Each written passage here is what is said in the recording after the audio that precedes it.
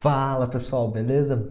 Tá tudo certo com vocês? Espero que estejam bem. E agora chegou o momento de começar a mostrar um pouco mais na prática, né? Porque vocês já aprenderam como utilizar, como criar uma conta na corretora, como que você escolhe um horário para estar operando, quais horários você deve evitar e também o básico de gerenciamento, né? Então vamos agora para o operacional em si. Caso você não tenha visto, temos outros 3 vídeos dessa série para iniciantes. Eles vão estar linkados ou no card aqui do lado ou na descrição logo abaixo do botão de curtir. Então, hoje eu vou estar mostrando uma das principais ferramentas do Price Action, né? Que seria iniciando agora com o suporte e resistência, né? E o que seria esse suporte e resistências? Primeiro de tudo, saiba que suporte e resistências existe em todos os gráficos. Não importa qual seja o mercado e até mesmo fora do mercado, quando você olha para um gráfico, você pode enxergar suportes e resistências, né?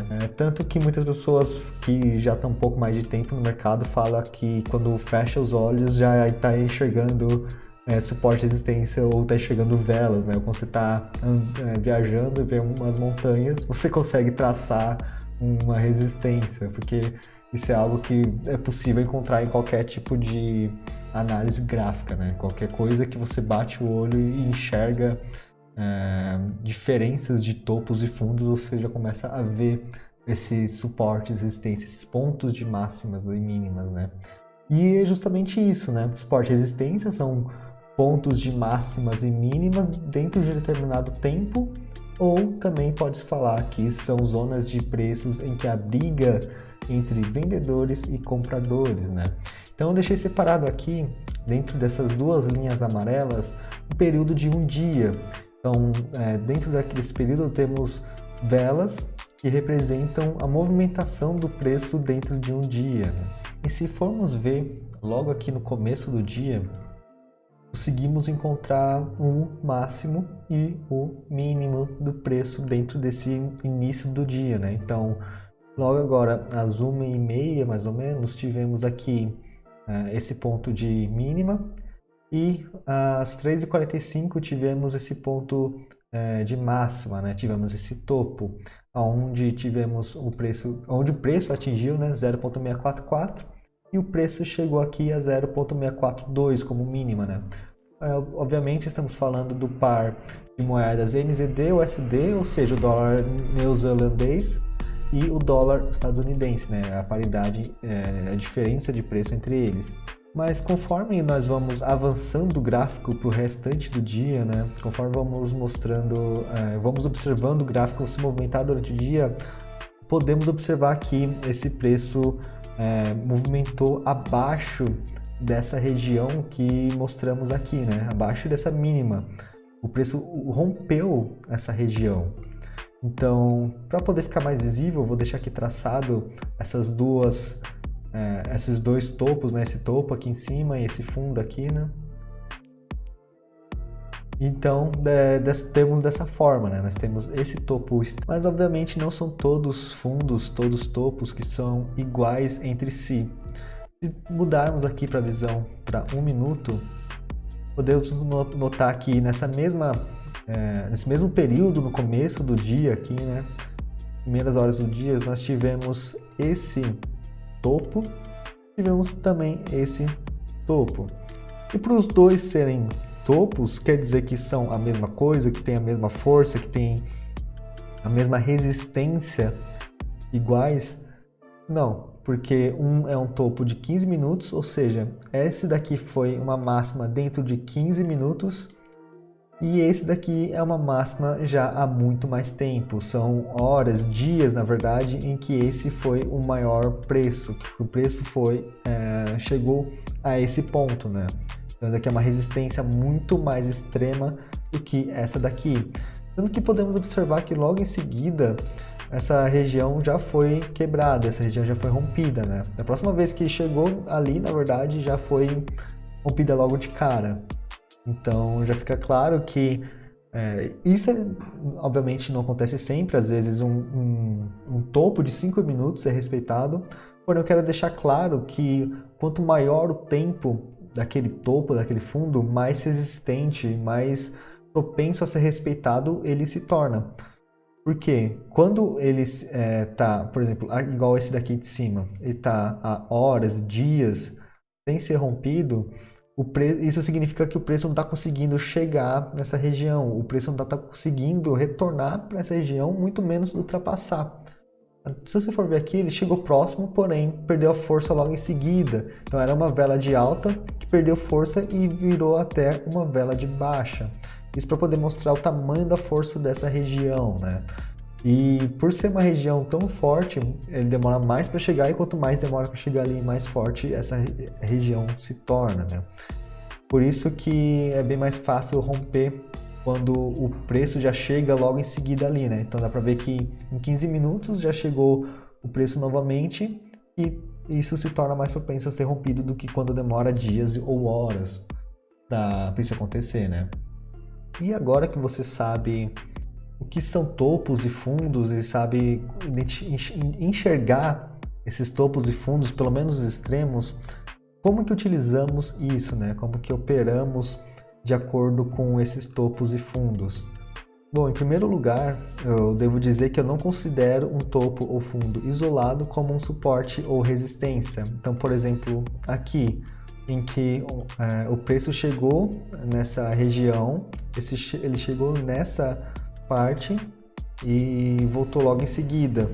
Porém, quando ele retornou para essa mesma faixa, para essa mesma região, eu não consideraria como uma resistência, ou seja, eu não entraria vendido nessa parte, porque o preço só chegou nessa região uma única vez. Se você voltar aqui no gráfico, ele não chegou nenhuma outra vez nessa parte. Se ele não chegou nenhuma outra vez, ele é um topo fraco. Eu considero como um topo fraco, ou fundo no caso aqui, considero como fraco, pois ele só foi testado uma única vez. Ou seja, se ele é testado uma única vez, pode ser apenas um acaso. Se ele testou uma segunda vez, pode ser uma coincidência, e na terceira vez seria a criação de um padrão, né?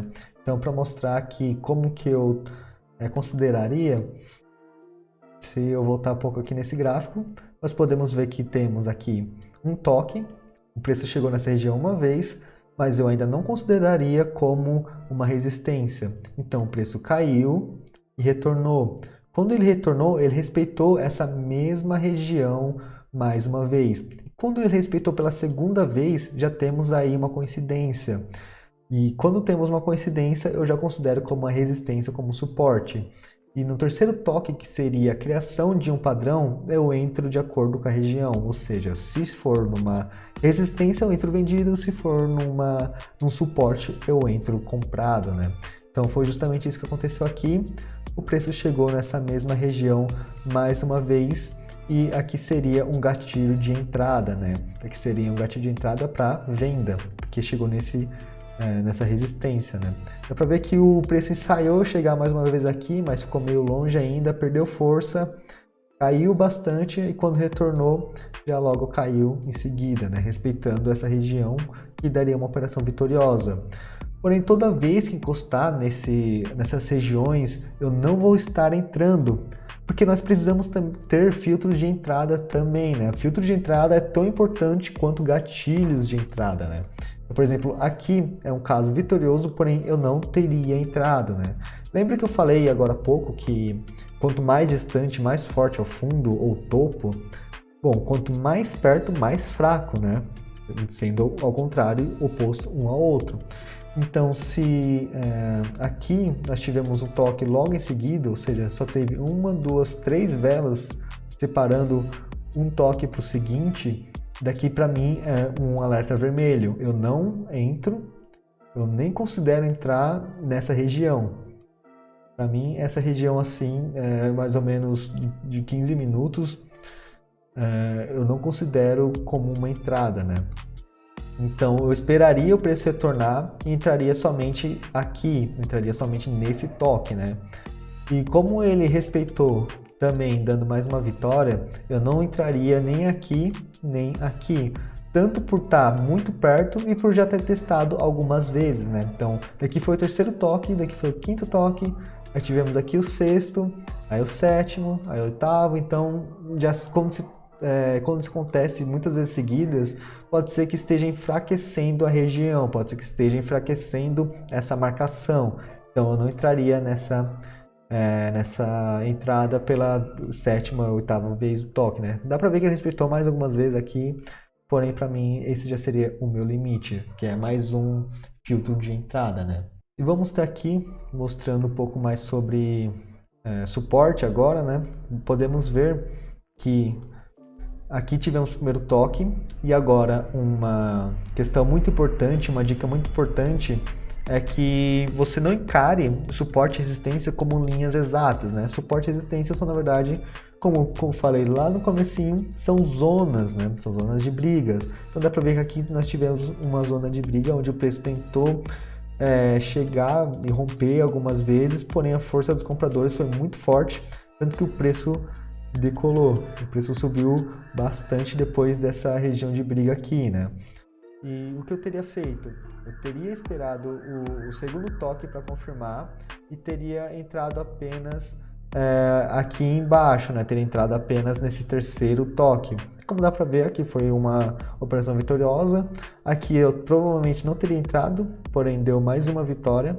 Então dá para ver que é uma região de suporte que está respeitando bastante, né?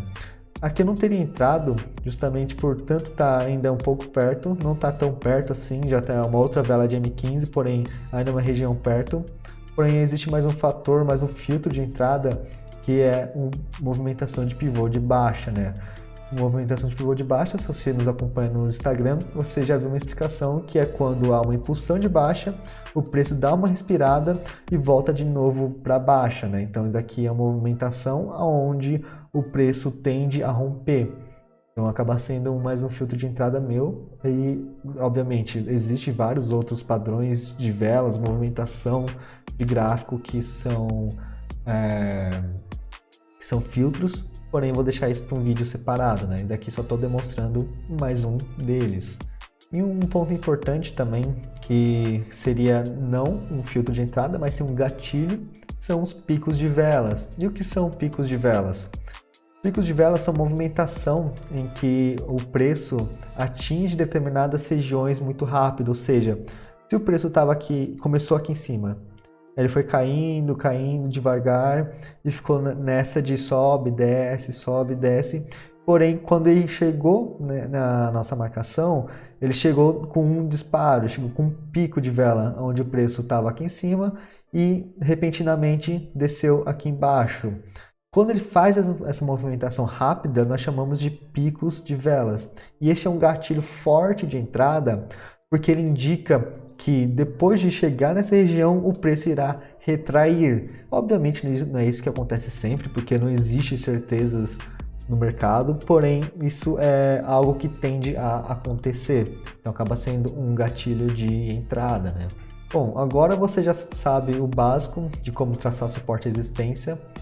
Mas eu vou passar aqui mais uma dica para vocês. Caso vocês não estejam conseguindo identificar topos e fundos, você pode ir mudando também o tempo de período das velas, né? Então, se você opera em M1, você pode estar olhando aqui as velas em 5 minutos ou as velas em 15 minutos para poder estar olhando os topos e picos no gráfico, né? Você também pode, se você opera em 5 minutos, você pode estar olhando o gráfico em 1 hora para poder estar enxergando essas movimentações também, né?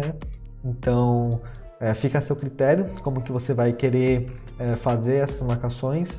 Pessoalmente, eu prefiro em M1 mesmo, porque é o tempo que eu opero, né? O tempo que eu estou realizando as operações, então eu já olho direto em M1. Mas se for mais fácil para vocês também pode fazer isso, né? Você pode variar os períodos de vela para poder fazer suas análises, né? Mas para suporte e resistência seria isso, né?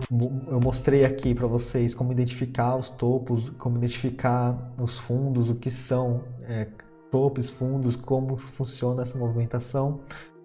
Porém, acredito que isso já seja o suficiente para iniciar suas operações com suporte e resistência, né? Vamos estar postando também algumas operações, vamos estar postando algumas sessões de operações onde utilizamos isso que eu acabei de ensinar a vocês, né? Então, nós vamos mostrar também na prática como que funciona suporte e resistência.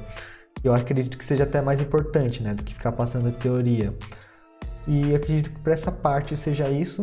Muito obrigado por ter assistido até aqui. Caso você tenha qualquer dúvida, pode deixar nos comentários ou nos chamar no Instagram, no @wisetraders, ou também pode chamar no nosso Instagram pessoal, né? Responderemos sem nenhum problema.